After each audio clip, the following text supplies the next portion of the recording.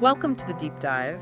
I am your host, and I'm really excited to get into the material we have for you today. And I'm your resident expert. We've got a seriously fascinating topic to unpack today. We really do.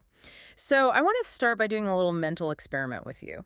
Picture your favorite streaming app. Right. Spotify, Apple Music, whatever you use. You type in Africa, or maybe you just look at the global pop charts. What pops up? Usually it's a genre tag. Exactly, a tag that says Afrobeats with an S on the end. It's catchy, it's pulsating, and right now it is filling stadiums everywhere from London to Lagos to New York. It is arguably the biggest pop cultural export from the continent in history. Mm. But, well, here's the catch. And it is a big one. Yeah. If you take that S off and just say Afrobeat, singular, Yeah. you aren't just making a typo. You are referring to an entirely different universe. It's one of those weird things where one single letter changes the entire meaning. It's kind of like the difference between lightning and a lightning bag. That's a great way to put it. It is the distinction between a singular revolutionary political movement and a plural digital global category. And honestly, confusing the two is probably the most common mistake people make when they talk about African music. I'll be the first to admit I was totally guilty of this until I dug into the source material we are covering today. I just assumed Afrobeat was the vintage word for the new stuff. Right. Like how we say rock and roll for the 50s and just rock for today. But we have a source today that completely dismantles that idea. It really does. We are looking at a column from Monumental Movement Records, or MMR. It's titled Afrobeat/Afro-Fusion, Structural Changes in West African Music and Global Expansion. And this was published really recently, just in January 2026. And what makes this piece so valuable is that it doesn't just list genres or talk about vibes. It looks at structure. Sure. Yes. It argues that the shift from Afrobeat no S to Afrofusion or Afrobeats with an S isn't just about fashion. It's a story about urbanization, political oppression, and really importantly, the technological shift from analog tape to digital data. So that is our mission for this deep dive. We're going to trace that evolution for you. We are moving from the sweaty, overcrowded, highly political shrines of Lagos in the 1970s to the sleek, isolated digital studios of London and Toronto today. It's a massive journey, going from a collective resistance movement to a fluid global identity. But to understand where we end up, we really have to understand the bedrock. We have to go back to the roots in West Africa. Let's start right there. The source talks about the substrate of West African music, which I love that term, substrate. Yeah. It sounds almost geological, like the layer of rock that everything else sits on top of. So what are we actually building on here? Where the article digs into the musical traditions of the Yoruba, and Ashanti peoples. If you strip away all the modern production... The synths and auto-tune. Exactly. If you strip all that away, you find three non-negotiable elements at the core: call and response, repetitive structures, and the really big one, polyrhythms. Okay, we definitely need to pause on polyrhythms, because I feel like that is a word music nerds throw around constantly to sound smart. Oh, absolutely. But if I'm not a drummer, what am I actually listening for? How do you explain that to someone who just, taps their foot to the radio? Think of it this way. In a lot of Western pop or rock, the rhythm is essentially a monologue. You have a drum kit keeping one main beat, kick, snare, and everyone else falls in line with that beat. Right. It's basically a dictator. It tells you exactly where one is. 1, 2, 3, 4. Everything just lines up vertically. Exactly. But in these West African traditions, the rhythm is a conversation. Actually, it's more like a heated debate. You don't just have one percussion instrument. You might have 5 or 6. Wow. And here's the key. They aren't all playing the same pattern. One drum is playing a 3-beat cycle. Another is playing a 4-beat cycle. Another is playing a counterbeat. So they're clashing. They're interlocking. That is the magic word. Imagine a complex machine with gears of different sizes. They're all spinning at different speeds, but the teeth mesh perfectly. Oh, I see. The groove isn't provided by one instrument.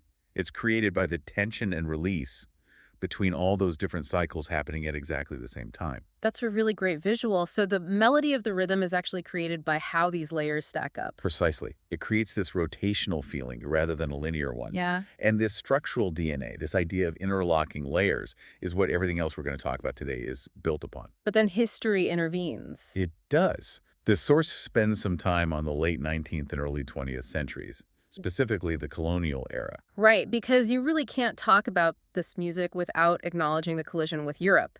You have colonizers bringing in brass bands, church hymns, military marches. And you can't overlook that collision. It wasn't just destructive. Musically speaking, it was incredibly generative. That mixture of traditional local rhythms with Western brass and harmony is what gave birth to highlife music, particularly in Ghana. Highlife. Yes, highlife is essential here because it is the prehistory to Afrobeat. It was the first big urban synthesis. Like the first time those two worlds shook hands musically. Exactly. You had the swing of jazz and the pomp of military brass, but underneath it, the engine was still pure African rhythm. So highlife kind of sets the stage, but the real explosion, the thing that created the genre we call Afrobeat singular, centers around one man. You literally cannot tell this story without him. Fela Kuti, Yes. the black president. Yeah. He's the architect. There is no Afrobeat without Fela. The timeline in the source is really interesting here. It starts in the late 1960s. Fela had been studying in London, right? He was absorbing jazz, he was listening to soul, he knew highlife. But the Fela of the late 60s wasn't the icon we know yet. He was still trying to find his sound. He was a fantastic musician, but he hadn't found his purpose. The source points to a specific turning point that changed everything, a trip to the United States in 1969. And we aren't talking about a vacation to Disney World. This was 1969 America. The absolute height of the counterculture, Vietnam protests, and the peak of the civil rights struggle. Specifically, the Black Power movement. Fela didn't just see the music over there. He saw the mobilization. He met with members of the Black Panthers. He saw how culture could be a potent political force. Right. And musically, he was exposed to American funk at its absolute peak.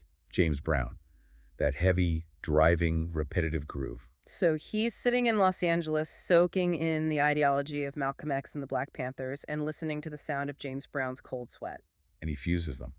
He takes that political radicalism and that funk heaviness, brings it back to Nigeria, and makes a decision. He decides that his music can no longer just be for entertainment or dancing at high-life parties. It has to be a vehicle for discourse. It has to be a weapon. And the sound that came out of that decision, with his bands, first Africa 70 and later Egypt 80, was just massive. Massive honestly feels like an understatement. I was looking at the description of the band setup in the article. This wasn't a four-piece pop group where you have a singer, a drummer, and a bass player. Not even close. Okay. It was a wall of sound. Yeah. You had a drum set, the Western kit, but then you had multiple percussionists adding those traditional layers we talked about. Right, the interlocking gears. Exactly. Plus, you had electric bass, rhythm guitars, keyboards, and a massive horn section. We were talking about 15, 20, sometimes 30 people on stage. And the songs themselves, these weren't 3-minute radio singles. The source says they often went well over 10 minutes. 10 minutes was short for Fela. Sometimes they were 20 or 30 minutes long. An entire side of a vinyl record would just be one song. Why so long, though? Was it just a big jam session? No, it was structural. Think back to that gears analogy. You can't set up a complex interlocking rhythm in 30 seconds. You need time to build the engine. That makes sense. An Afrobeat song has a very distinct architecture. It usually starts with an intro, just one instrument, maybe the electric piano. Then, layer by layer, the other instruments come in. They spend minutes just establishing the groove, locking those gears together. Then you get the improvised solos, saxophone, trumpet, keys. And the vocals, they don't come in until way later. But sometimes not until 10 or 15 minutes in. And when Fela finally sings, he isn't crooning. The source describes it as speech-like. It's declamatory. He's giving a speech over a groove. It's a call to action. I wanted to go back to the mechanics of that groove for a second. The source makes a technical point that I think is really important for understanding the feel of this music. It says Afrobeat usually uses a 4/4 time signature, which is standard for Western rock and pop, but it fills that time differently. This is the secret sauce right here. In Western rock, the guitar might just strum chords to support the singer. Strum, strum, strum. It's providing a harmonic bed. In Afrobeat, every single instrument is playing a melody. The guitar isn't strumming, it's picking a repetitive riff. Chicka, chicka, chicka. The bass isn't just holding the bottom, it's playing a melodic loop. The horns have their own riff. So it's that interlocking concept again, but now it's amplified by electric instruments. Exactly. Every musician becomes a percussionist, essentially. When you stack all those independent loops on top of each other, you get this incredibly dense, hypnotic texture. It surrounds you. It is practically designed to put you in a trance state. Which makes perfect sense if you are trying to deliver a heavy message. You need the audience locked in. And let's talk about that message. Because this wasn't just protest music in a vague sense. The source is very clear. This music was dangerous. It was a direct challenge to power, and Fela was very strategic about how he delivered it. He chose to sing largely in Pidgin English. Why a pidgin? I mean, he spoke perfect English, he studied in London, and he spoke Yoruba. It was entirely about reach and unification. If he sang in Yoruba, he is only talking to the Yoruba people in the southwest of Nigeria. If he sings in Queen's English, he is talking to the elite. Oh, I see. Pidgin English was the lingua franca of the streets across West Africa. It allowed him to communicate across the massive linguistic barriers. He wanted the taxi driver, the market woman, and the university student to all understand exactly what he was saying. And what he was saying was blunt. Though, just a quick reminder for you listening, our goal on this deep dive is always to neutrally report the source material. We aren't taking political sides or endorsing any viewpoints here. We are just sharing what the column states. Absolutely. Yeah. We are remaining completely impartial. And according to the column, the lyrics were direct criticisms of the Nigerian political situation, the corruption, the military regime, and the colonial mentality. He named names. He called out specific scandals. Like the song Zombie. Right. The source points out that songs like Zombie openly mocked the military for following orders blindly. And the regime didn't exactly take that criticism lightly. No, they didn't. It created immense tension. The source notes that this led to severe suppression. Fela faced multiple arrests, beatings, and violent raids on his compound, which he had declared an independent state called the Calacuta Republic. Wow. But, and this is the paradox of suppression, it also fueled the movement. The more they tried to silence him, the louder the music got. The description of Lagos in the 1970s in the source is so vivid. It sounds absolutely electric. You have the oil boom happening, so there is money flushing through the city. Nightlife is exploding, and Afrobeat becomes the soundtrack of the city. It was the pulse of Lagos. It spread through nightclubs and live houses, the Shrine being the most famous one. And it didn't stay in Lagos. The influence bled into Ghana, Benin, and Togo. Right. The source mentions that artists in Benin, for example, started creating these really unique blends of highlife and Afrobeat. So by the late 70s, Afrobeat wasn't just Fela's sound, it was a regional West African style. But then, as with all movements, things shift. We hit the transition era, the 80s and 90s. Fela's international reputation is growing, but Nigeria is facing economic instability and political turmoil. And then, in 1997, Fela passes away. That was a massive moment. It was the end of the era of the architect. But his legacy didn't stop. His sons, Femi Kuti and Siem Kuti, inherited the mantle. They kept that basic Afrobeat structure, the big bands, the political stance. They kept the flame alive. And frankly, they are still making incredible music today.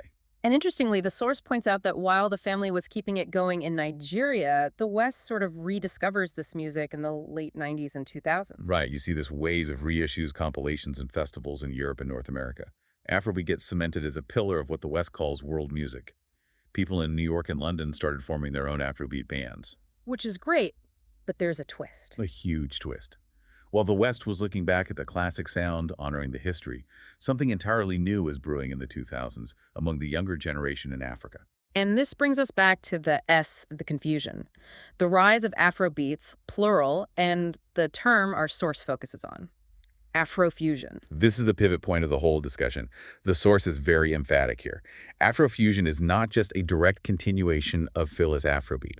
It is not just Afrobeat light. It is a fundamentally different phenomenon. So how does the source define Afro-fusion? Because it feels like a catch-all term sometimes. It defines it as a trend where African artists blend African roots with hip-hop, R&B, reggae, dancehall, and electronic music. It is inherently a hybrid. It's a sponge. But the biggest difference isn't just the genre mixing, is it? It's how it's made. This is the structural change part of the article's title. Yes, this is the most critical insight in the whole document. Think back to Fela. To make an Afrobeat record in 1975, what did you need? You needed a room big enough to hold 20 people. You needed expensive instruments. You needed microphones, cables, amplifiers. Yeah, massive setup. It was an analog, physical, one-take culture. You needed the collective energy of people playing together in real time to generate that groove. That is a huge barrier to entry. Huge. But Afro-fusion is digital. It is born in the age of the DAW, the digital audio workstation. It's made in personal studios, sometimes just on a laptop with a MIDI keyboard. So instead of a room full of people sweating it out for 10 minutes just to find a pocket, you have a single producer layering tracks on a computer grid? Exactly. Oh. And that changes the nature of the music entirely. It Yeah. relies on the division of labor. In the old days, the band was the unit.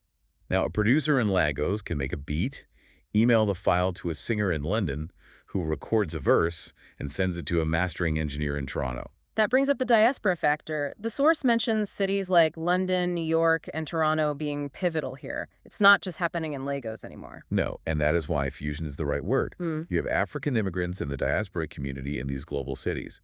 They're growing up listening to their parents' highlife records, but they're also listening to grime in London, or hip-hop in New York, or dancehall in Toronto. Afro-fusion is the sound of that global conversation. It's a music that is native to the internet age. It is so fascinating how the technology dictates the geography. Afrobeat was local because the band had to be in the same physical room. Afrofusion is global because the files can be anywhere. Precisely. It transcends physical space. Mhm. And because it's digital, it's also mutable. You can remix it, change the tempo, chop it up, all on a laptop. So let's bring this all together for you. We have these two terms, Afrobeat and Afrofusion, that sound so similar but represent such different worlds. The source breaks this down into a really helpful side-by-side comparison. I want to walk through that because I think it clarifies everything. Let's look at structure first. Sure. So Afrobeat is about the collective. It's large bands, communal singing, everyone in the room. It's a physical gathering. It represents the we. And Afrofusion. Afrofusion is about the individual. It's personal studios, individual producers, and the star power of the solo artist. It's about the I. That is a powerful distinction. Collective versus individual. What about the content, the actual lyrics? Afrobeat was inherently, undeniably political. It acted like a town hall meeting. If you went to a Fela show, you were going to hear about the news, the corruption, the struggle. Politics was mandatory. It was part of the contract with the audience. And for Afrofusion? For Afrofusion, politics is optional. It focuses much more on personal experience, love, success, partying, and international identity. Now, that's not to say it can't be political. The source notes we've seen artists use their platforms for causes like NSARS, but it's not required to be. The genre doesn't depend on resistance for its existence. And finally, the nature of the genre itself. Afrobeat is a specific historical style. It's rooted in a time and place, 1970s West Africa. It has a specific sound signature. Afrofusion is a fluid concept. It's a method. It's a way of mixing cultural origins. It's not tied to one rhythm or one band setup. It changes shape depending on what it mixes with. It is amazing how much technology dictates culture. We always think of music as just art, something ethereal. But this shift from analog tape to digital files didn't just change the sound quality, it completely changed the community. That is the big takeaway here. That is why this matters. In the analog era, the technology demanded you be in the same room, which fostered a local, intense, collective political movement. You had to organize. In the digital era, the technology allows you to be anywhere, which fosters a global, fluid, individualistic identity. So if you are listening to a playlist and you see Afrobeats with an S, remember you are likely hearing the digital global child of a very different analog parent. They share a cultural home, they share some DNA, but they are very different chapters in the story. Exactly. One is rooted in live, collective resistance.